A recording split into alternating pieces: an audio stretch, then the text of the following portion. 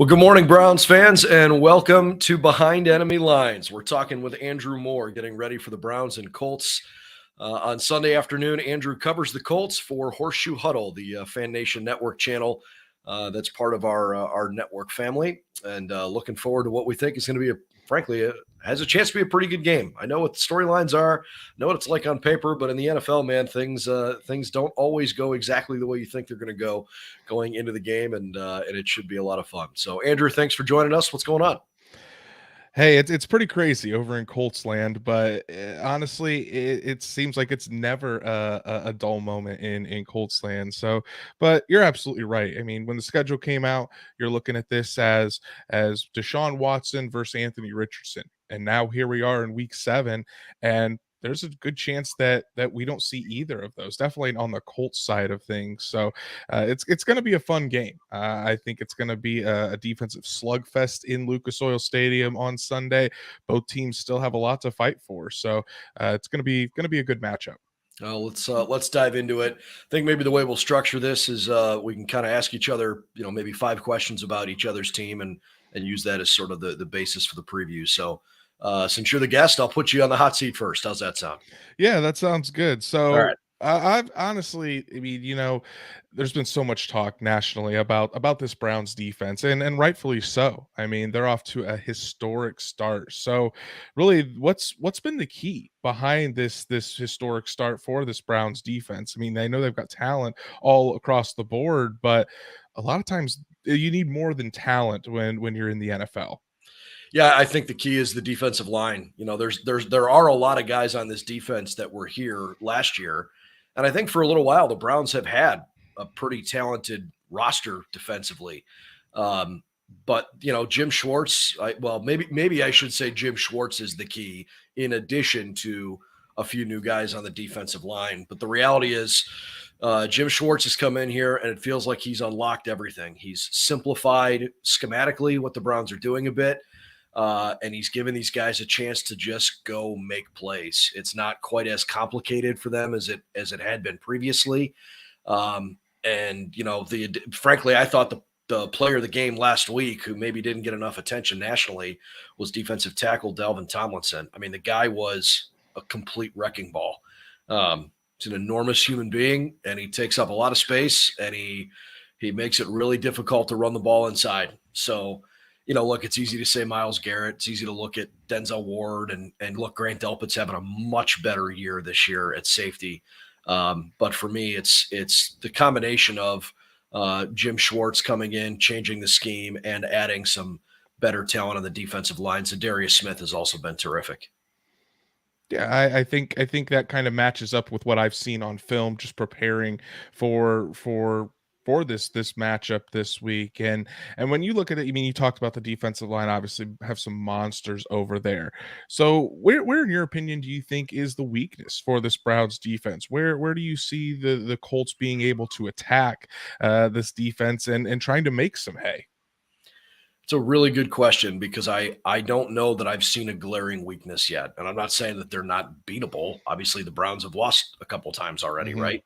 Um, I think if you can figure out a way to give whoever you're playing, if you can keep your quarterback upright and give him a chance to see the field, the Browns secondary has played well.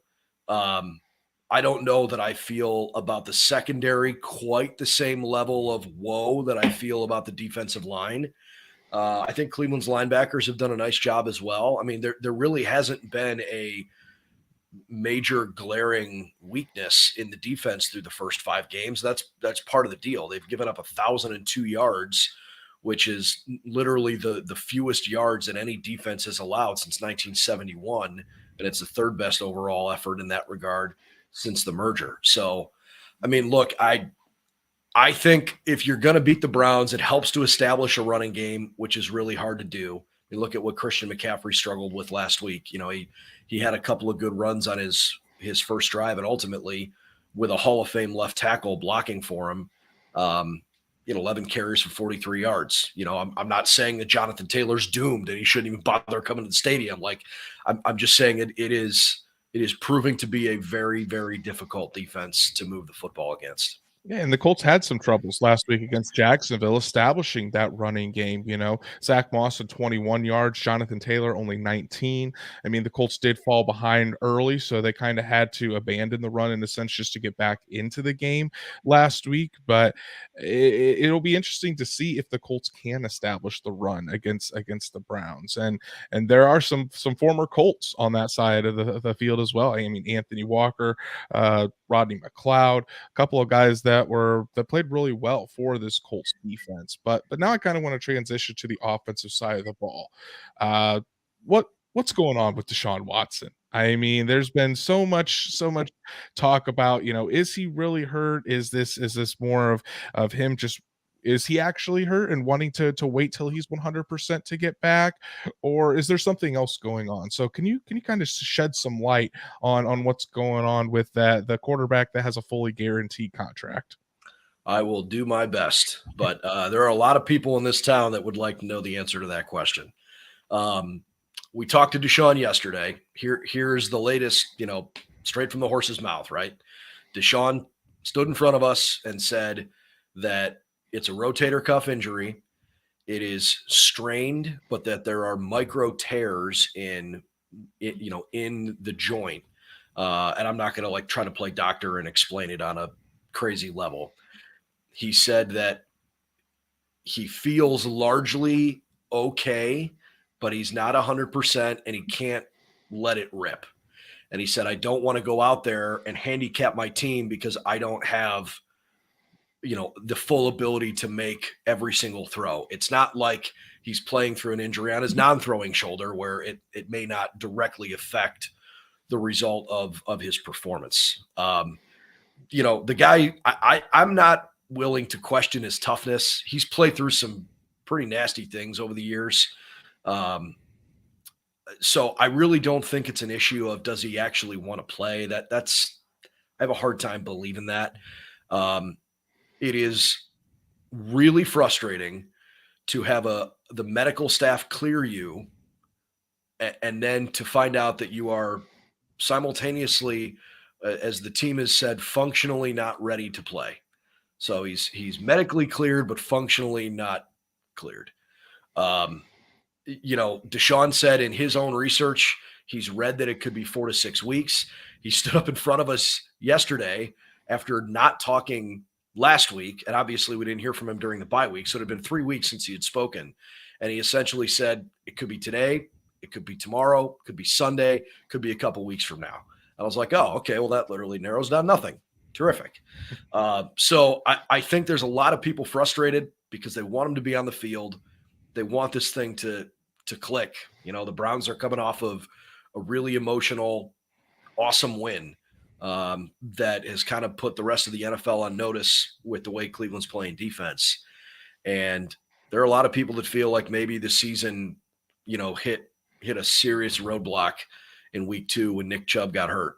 And unfortunately, he's not going to come back. But the idea of losing your quarterback and your running back and Jack Conklin's out for the year and, last week Joel Bitonio wasn't playing, and all of a sudden your offense is feeling pretty depleted. So there's a lot of pressure on him to come back. The Browns are trying to play it smart and make sure that he doesn't come back before he is functionally ready to play. Yeah, I think that's smart. I mean, obviously, with what Colts fans have had to go through with the Andrew Luck saga over those years, and constantly talking about a messed up shoulder or a shoulder injury, I think Colts fans can get that. But you mentioned Nick Chubb, and that's a great segue into my next question. Obviously, this Browns team really relied on Nick Chubb. I mean, why wouldn't you? One of, if not the best running back in the entire NFL. So, how really has the running game adapted without Nick Chubb? Obviously, Kareem Hunt resigns, but how has this Browns team been able to continue to run the ball without one of their best, if not their best player?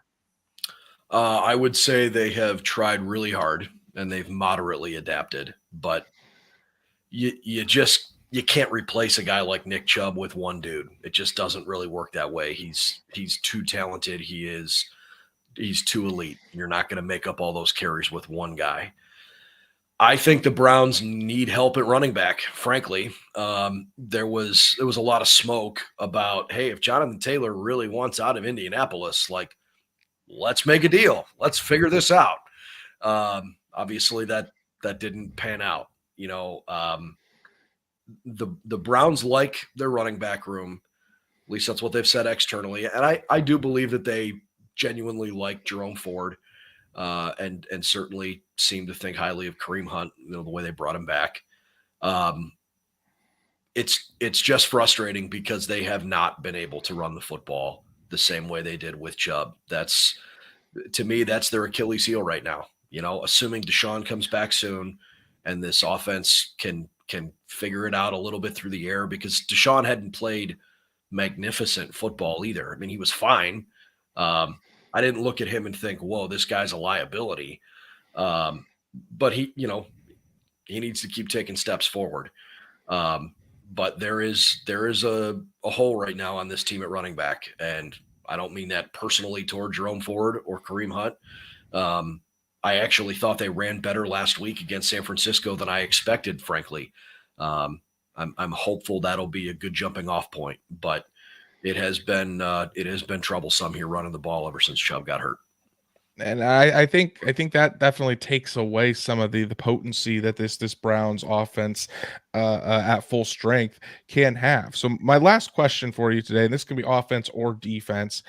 Give me the one X factor on the Browns that you think is going to have the biggest impact, and whether the Browns take the win or not. On Sunday specifically? On Sunday, yes. Man, I don't want to take low-hanging fruit and say Myles Garrett, but there's an element to that, Myles statistically didn't have like an incredible game against San Francisco. They did a fairly good job negating him, but his presence on the field, I mean, Andrew, he is at the top of the scouting report. Like, there's nobody that's listed in front of him, right? And his ability to make a defense have to make decisions they don't want to make is unlike just about every other player in the league. I'm sorry, make an offense make those decisions. I have never seen a defensive end. Saw this a couple weeks ago. He was lined up. Garrett was lined up on the right-hand side of the line of scrimmage. He shifted to the left-hand side pre-snap, and not one but two offensive players shifted with him to block him. And then he moved back, and those two same players motioned back. It was like, man, they are literally scheming this to make sure 95 can't get to the quarterback.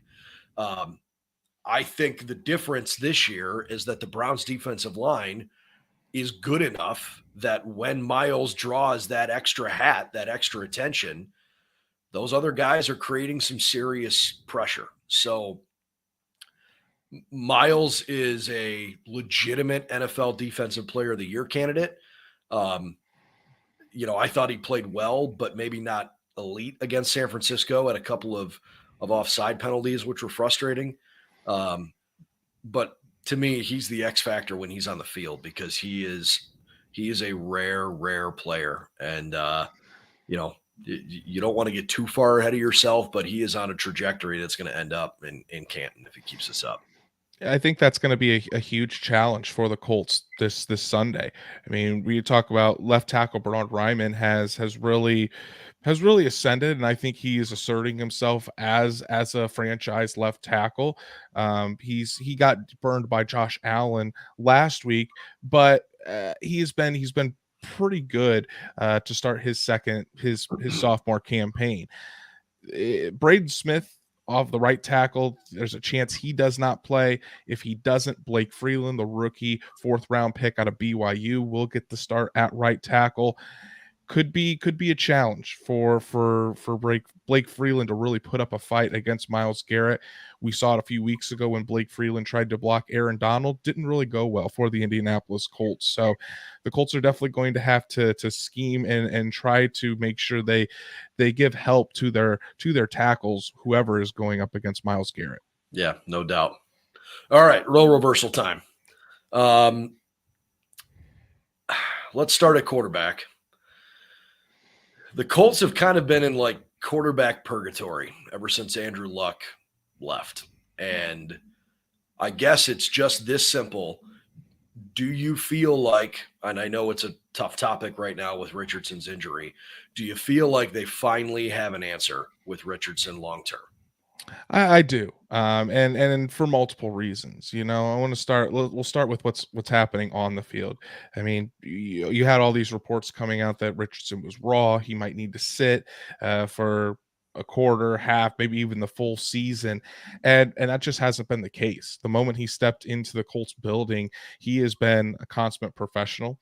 He has been mature beyond his years. I mean, the kid just turned 21 years old back in May, so you would expect some immaturity, and yet this kid was voted a captain. Teammates have gravitated towards him, the way he commands the huddle, and you see what he was able to do in a short sample in those first 5 games. You know, he was able to move the ball down the field, use his legs. Obviously, there are some concerns with some injuries. I wouldn't say he's injury prone, but I do think that the Colts and Richardson need to work a little bit as far as how to protect him better. We'll see what comes of that through the offseason and into next year. But the talent is there. And with Shane Steichen at the helm, we've kind of already seen how the effect that Shane Steichen has had on Anthony Richardson. I mean, you're talking about potentially the most athletically gifted quarterback we have ever seen in NFL history. So if he can put it all together, he's still a ways away from doing that. But you get the right people around him, you get the right pieces in place on that offense. I think the sky's the limit with Anthony Richardson, and from everything I've heard, the Colts feel the same way. Most athletically gifted quarterback in NFL history, potentially. Those are big words. Yeah, well, when you're 6'4", 250 pounds, and you run a 4.40 and can have Well, over a I'm not saying he's 40-inch not skilled. vertical, Yeah. it's you put yourself out there. So Okay. from if you, as Chris Ballard likes to say, with these high end athletes, you can feel Anthony Richardson's presence out there Sure. on the field. I mean, standing there at training camp was when I kind of first noticed it watching him in practice. I mean, the kid rolls out to his left and pretty much just flicks his wrist and puts the ball on a dot to Alec Pierce 60 Yeah. yards down the field. So still a lot of potential. Obviously, potential is all talk until you actually see it on the field. But you give this kid a few years, and as long as the Colts put everything around him, I think this kid's going to be pretty special. All right. So follow-up question number two. Unfortunately, with Richardson done, do you believe in Gardner Minshew magic? Define believe, because I believe he can keep the offense afloat. But Gardner Minshew, I'd say, is one of the top tier, if not the best backup quarterback in the NFL. However, as a starter, he's definitely a low end starter. Um, you're not going to really win because of Gardner Minshew. You're going to win with Gardner Minshew. So if you're asking him to take over a game and go out there and throw it 40, 45 times and get 350 yards for you, that's not really his strong suit. Where Gardner Minshew is at his best is when he has a strong running game, when he's able to move the chains. The pressure isn't on him to do everything, and that's kind of what we've seen a couple times this year when Minshew has came in for Richardson against the Texans. He protected the football. The Colts were running it well with Zach Moss, and they were able to get the victory. In week 5 against the Tennessee Titans, same thing. Minshew comes in for Richardson. He's able to not turn the ball over. The Colts can move it down the field. They have the threat of the running game with Zach Moss and Jonathan Taylor, get the easy victory. But then you see last week when it was kind of more on Minshew to play catch up, and he really couldn't do that. He was pushing, made way too many mistakes, 4 turnovers by Minshew. You're never going to win in the NFL when your quarterback turns it over 4 times. So I think he can keep the offense afloat, but as far as where this team was going and potentially having some playoff aspirations, I'm not sure that's a possibility with Minshew at the helm. Well, we're going to find out. He's got his tough defense in front of him for sure. I'm sure what part of what will make him a bit more comfortable is if the Colts can run the football. And so we turn our attention to Jonathan Taylor. I had kind of referenced the fact that Cleveland fans have had Jonathan Taylor on their minds and on their lips the last couple of weeks. Obviously, those hopes and dreams have since come and gone. But how tired was the fan base of the saga that Taylor had kind of put them through, and is that just totally in the rearview mirror now, or is there some lingering, maybe frustrated or ill will there? Yeah, there was definitely some angst among the fan base. I think a lot of that angst was directed toward Malky Kawa, Jonathan Taylor's agent, for some of the things that he would tweet out, or kind of continuing to go after Jim Irsay, and that's kind of where the angst was. But Colts fans, once the deal got done, it seems like they have certainly came back around on Jonathan Taylor. Jonathan Taylor was introduced at Lucas Oil Stadium last week, or 2 weeks ago, excuse me, and it was a very loud ovation for him. Didn't see any boos, hear any boos. Colts fans are just happy to have Jonathan Taylor back into the fold. And the Colts are starting to ramp up Jonathan Taylor. That first game against the Titans, he only had about 10 snaps because really he hadn't any participated in any football activities since last December. So get him 10 snaps 2 weeks ago. Last week against the Jaguars, he split snaps with Zach Moss, and it was about an even 35-35 split. So they're ramping up Jonathan Taylor, and I would say we might see Jonathan Taylor get the bulk of the reps this week at running back for the Colts. It's definitely a possibility, but he's ramping up and he's starting to look like his old self. We saw on a crossing route, Taylor got it in his hands and then took it 40 yards down the field. That home run ability is just something this Colts offense was missing throughout the first 4 to 5 weeks of the season with Jonathan Taylor out. So getting that back is definitely a plus for this offense and can certainly open some things up. You also mentioned Shane Steichen's name earlier on. Obviously, you're fairly early on in this, but comes in with great credentials, and he's got Indianapolis competing really hard, and you got an overtime win over Baltimore. That's a big win. What's the vibe right now with the direction that Shane is trying to take this franchise? I think the biggest thing is just the culture shift. Over the past, especially last season, the dumpster fire that was the Indianapolis Colts. I mean, Frank Reich getting booted out midway through the year, Jeff Saturday coming in straight off the ESPN set to coach this team. There was so many questions surrounding this team. Is Chris Ballard even making the decisions, or is it Jim Irsay? Well, it seems like things have kind of gone back to the norm, starting back where Jim Irsay let Chris Ballard take full control of the coaching search, and Chris got his guy in Shane Steichen, and so far there's just been a major culture change within this Colts team. There seems to be more accountability. Shane Steichen isn't afraid to call out players if they're not doing well, and not only the coach is holding players accountable, players are holding other players accountable. You talk about the leaders on this team: DeForest Buckner, Shaquille Leonard, Quentin Nelson, Ryan Kelly. Those guys that have been there, done that with the Colts for a long time, and they've really, and I want to include Zaire Franklin on that too, who is having another monster campaign. You talk about these leaders on this team, and it just seems like they've all bought into Shane Steichen's vision, and that's something that you need with a young team, and with these veterans who have been there for so long. So I talked about it a couple weeks ago when the Colts they came back against, they were down, I think it was 23-0 against the Rams, and they came all the way back. If we're talking about that last year, this Colts team probably folds and doesn't even get close to coming back against the Rams. But this year under Shane Steichen, and you have a rookie quarterback, they came back with a vengeance. So it's just this feeling that you're never out of a game, and you can see it with how hard this Colts team is playing versus how they were playing towards the end of last year. All right, we'll wrap on a defensive note. I think you had mentioned early on you felt like this game was going to be a defensive struggle. Shed some light on why you feel that way, and what your impressions are of this Colts defense so far.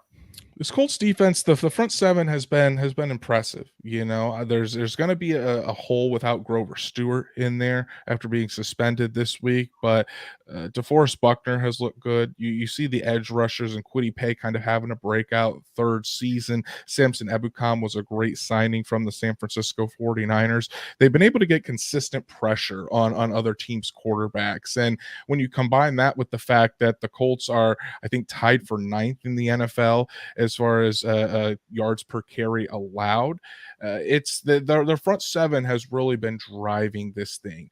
Now, when the front seven hasn't been able to get pressure, the Colts do have a very young secondary. I mean, outside of Kenny Moore, you're starting two rookies on the outside. One of those in Jalen Jones is a seventh-round pick, and he's been able to hold his own. And second-round pick Juju Brents had the best game of his young career last week against the Jaguars. Really giving Calvin Ridley some fits, but I think that the strength of this team is that front seven, and you're just kind of taking your lumps with this young secondary. And so I think if the Colts can get some pressure on the Browns, be able to turn them one dimensional and not get the running game going, then I think you can have some success. And obviously, I think on the other side of things, with how great the Browns defense has been playing, the Colts are going to have to get the running game established, unlike last week, because like I mentioned earlier, if you're going to rely on Gardner Minshew to really pull this offense along, it's probably going to be a long day for the Indianapolis Colts. So would not surprise me if we see a game that ends up being 19-13, and just an old-fashioned defensive slugfest at Lucas Oil Stadium on Sunday.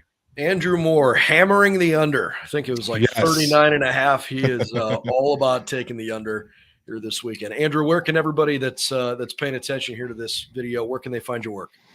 Yeah, so all my written work is over at horseshoehuddle.com. I have some great analysts over there covering the Colts on a daily basis. My co-host Drake Wally and I do host the Horseshoe Huddle podcast, so you can find that on YouTube at the Horseshoe Huddle YouTube channel, or wherever you listen to podcasts, Apple, Spotify, Google, we're on there as well. So make sure to go check that out for any Colts coverage that you may need. Awesome. Well, I appreciate your time very much this morning, and certainly look forward to seeing you this weekend. Hope it's a fun Sunday. Absolutely. Thanks for having me on. It was a great time. All right. Andrew Moore from Horseshoe Huddle wraps up our Behind Enemy Lines segment here on Browns Digest, but make sure you check out brownsdigest.com for all the latest news and information about the Cleveland Browns. We'll be over at the facility here in just a little bit. The Browns are scheduled to send each of their coordinators up to the podium today with an open locker room period before that and practice coming afterward. So we'll send you all the latest from the facility coming up here in just a little bit.